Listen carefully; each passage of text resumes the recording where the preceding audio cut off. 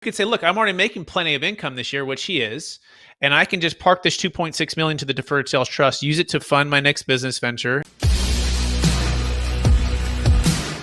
How do I make this thing an investment rather than an expense? Because the deferred sales trust does have some fees, right? And they're ongoing fees. They're about 1.5% ongoing, about 1.5% to set it up. So you have some closing costs. Don't get me wrong, but it's definitely better for him than paying that $600,000. But also, too, he's in a high income earner bracket right now. He's had multiple businesses. He's a serial entrepreneur, and he's doing fantastic. His business is blowing up. Well, if you know, like a 401k, Logan, or an IRA, how you park the money there, and by doing that, you get some tax benefits, right? You get some tax breaks. That's the advantage. Well, the deferred sales trust is just like that. And then he parked all the funds, and he has delayed payments from the trust. Okay, meaning he's not taking any interest payments. It's just growing. And this is part of how to make this an investment rather than an expense. Because guess what, Logan? If you're receiving less income per year, what does that mean for your personal tax bracket?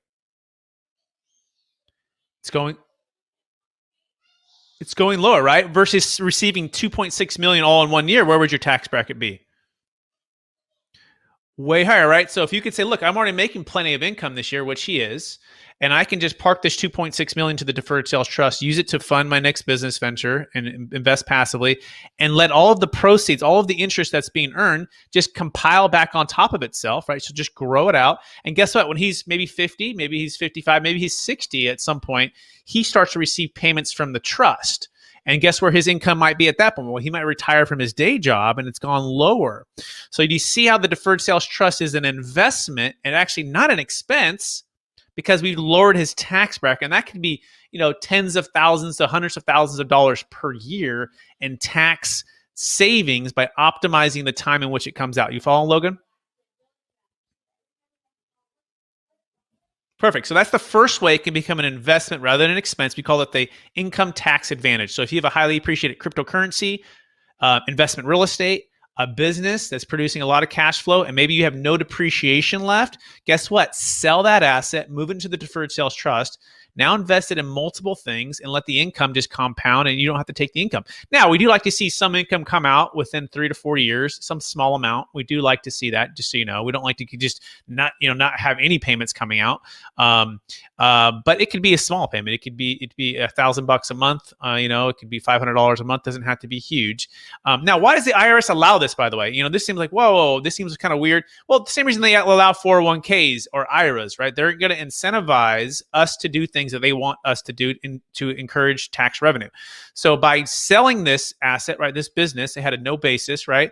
By unlocking that 2.6 million that was captured there, he was able to put it into other investments. He's literally building 72 units, which does what?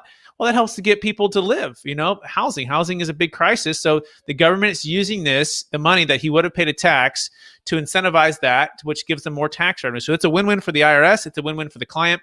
And that's part of the deferred sales trust beauty. Okay, so what's the next part about this transformational part? And this is the secret.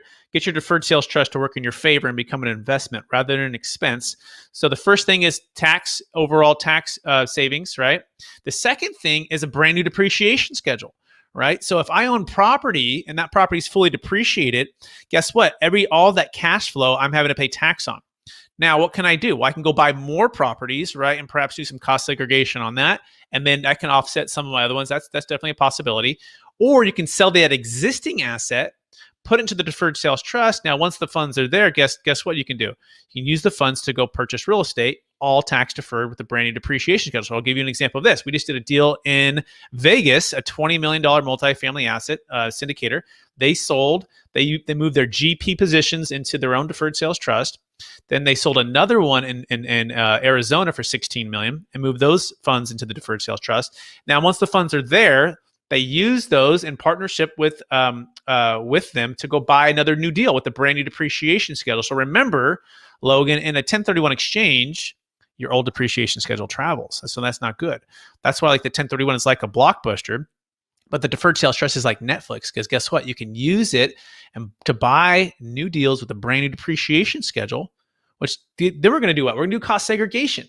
And then we're going to offset that. So do you see how a brand new depreciation schedule empowered by the deferred sales trust actually pays for itself because now I can offset that cash flow. You following, Logan? Okay, so that's the second reason why the deferred sales trust is an investment and not an expense. Okay, third reason is the ability to buy real estate low. Okay, and I'll use this deal story from a gentleman who used the deferred sales trust for the first time in 2006. This guy's worth a couple $100 million. He's actually towards those cold states that you're in, Logan. He's in a place called Minnesota. You know, people live in these cold states, these Kansas cities, like you, Mr. Kansas City, right? And he was in Minnesota. He loved investment real estate. And he, in '06, though, he saw the writing on the wall. He watched that movie, The Big Short, a couple of years later. He didn't watch it then because it wasn't out, right? But he knew like something was happening. So he basically said, look, I'm going to sell high. I'm going to put into the deferred sales trust for the first time, park the funds there. 5 years later, that property was foreclosed on. And then what did he do? He bought it back at a discount. The bank called him and said, hey, we want to sell the property that you sold. We want to sell it to you. Do you want to buy it? He says, well, maybe what's the price? He said 60 cents on the dollar. So he said, sure, that sounds like a good deal. So he moved the funds to an LLC in partnership with his deferred sales trust and went and bought that property with the new depreciation schedule. So he bought it at 60 cents on the dollar.